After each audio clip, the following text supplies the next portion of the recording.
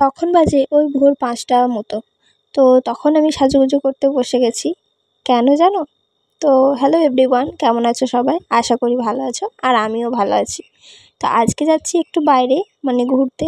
হয়তো আমি আগে একটা পোস্ট করেছিলাম, তোমরা দেখেছো। হ্যালো আর গুড মর্নিং সবাইকে। তো আমরা একটা জায়গা যাব এখন।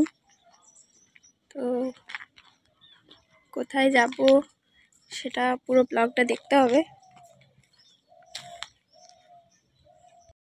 রাস্তা দেখে কিছুটা হলেও হয়তো বুঝতে পারবে, আর না বুঝতে পারলে পুরো ভিডিওটা কিন্তু দেখতে হবে। অনেক কিছু এমন কথা আর অনেক কিছু এমন তথ্য তোমাদের জানিয়ে দেবো, যেগুলো হয়তো তোমাদের জানা নেই, বা হয়তো জানা থাকলেও আরেকবার জেনে নিও। তো চলো পুরো ভিডিওটা দেখতে থাকো। রাস্তাটা শুধুমাত্র দেখো, এত সুন্দর যে কি বলবো।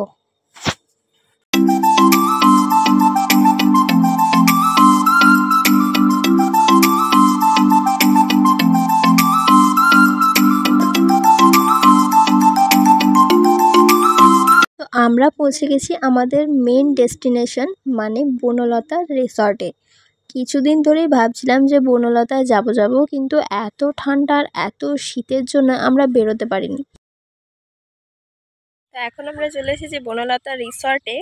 তো একটু দেরি হয়ে গেছে, কিন্তু এখন আমরা ঘুরছি এখানে। মানে খুবই, মানে এতটাই মনোরম পরিবেশ, খুবই ভালো। মানে যারা এসেছো তারা তো হয়তো জানবে, আর যারা আসেনি তাদেরকে বলবো যে একবার হলেও এসো। খুবই সুন্দর দৃশ্য, পুরোটাই আমি ঘুরিয়ে ঘুরিয়ে দেখিয়ে দেবো।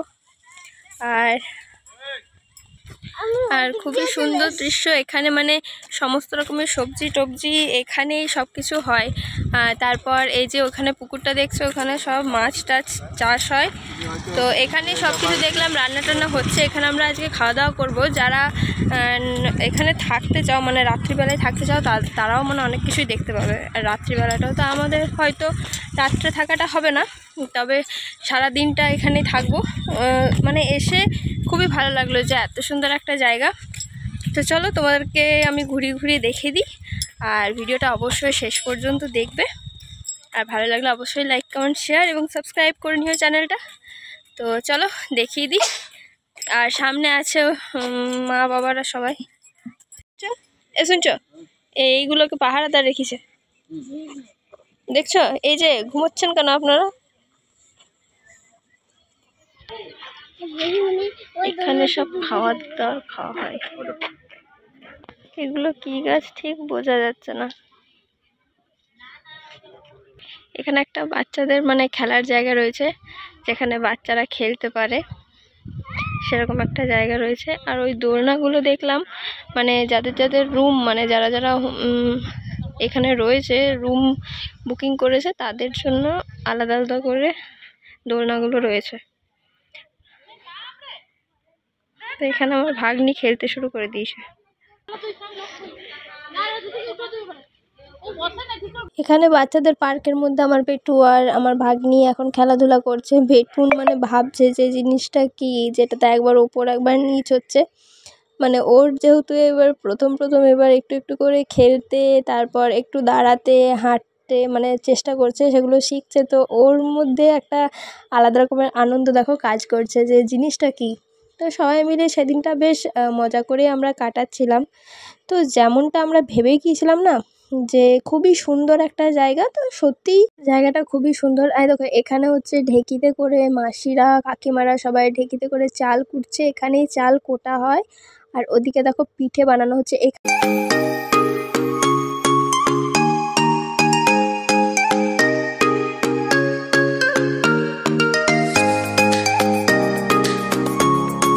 মোনা, কেমন লাগছে এখানে এসে?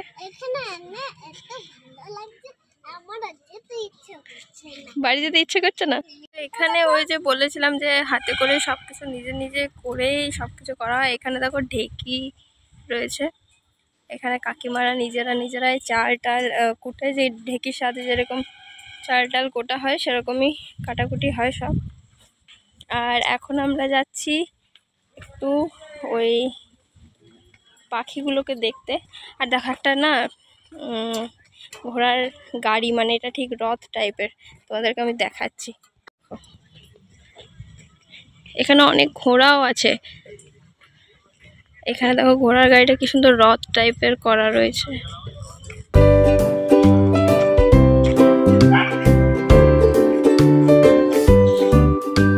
এই দেখ, চাপি নাকি? হ্যাঁ, এই যে ঘোড়ার গাড়ি চাপি তো বল, চাপি দাদা বলে দিয়ে চলে গেল, তোকে একজন দাদা বলে দিয়ে চলে গেল। তুই দাদা না দিদি? দিদি তো, এই যে কান ফুটো করেছিস তুই তো দিদি, তাহলে তোকে দাদা বলে দিয়ে চলে গেল যে? এক কানে পড়তিস? ও, দাদারা এক কান পড়ে?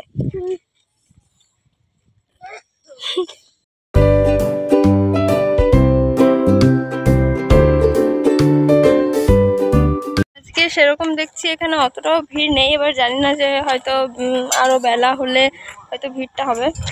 তো আমরা এসেছি ওই 10:30 এরকম, তো দেখলাম যে এতটাও সেরকম ভিড় আজকে নেই। তো দেখি এরপর ঘোরা টোরা হয়ে গেছে, একটু খাবার দাবার খেতে হবে, খিদে পেয়ে গেছে ঘুরে ঘুরে, পেট পুরো ফাঁকা। চলো, তো ফাইনালি আমরা খেতে বসে গেছি, মানে খাবার দাবার চলে না। এখানে না থালি সিস্টেম রয়েছে, 100 টাকায় থালি, একটা সবজি, একটা ভাজা, কলা আলু ভাজা ছিল, একটা সবজি ছিল, আর পোস্ত ছিল, আর ডাল ছিল। এটা হচ্ছে 100 টাকার থালি।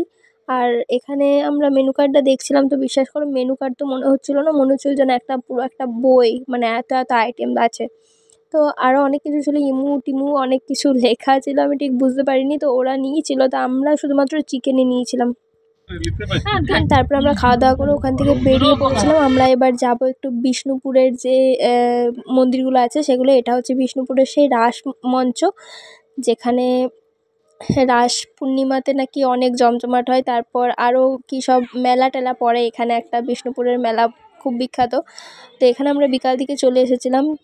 বিশ্বাস করে এত সুন্দর কারুকার্য, এগুলো না সত্যি বলতে ইতিহাস বইয়ে এতদিন দেখে এসেছি, তো সামনে থেকে দেখে এতটাই ভালো লাগছিলো। আর এটাতে না 108টা দুয়ার আছে, মানে 108 দুয়ারই বলছিল। তো বিশ্বাস করো হাত দিয়ে দিয়ে আমি দেখছিলাম, এতটাই ভালো লাগছিলো। আর মানে ভেতরে গিয়ে গিয়ে তোমরা বুঝতে পারবে অনেকগুলো দুয়ার, ভেতরে তোমরা যাবে আবার দেখবে একটা করে দুয়ার তোমরা পেয়ে যাবে। আর এখানে আমি আর বেটু একটু হাঁটাহাঁটি করছিলাম, তোমাদের দাদা আমাকে ভিডিওটা এটা করে দিয়েছে।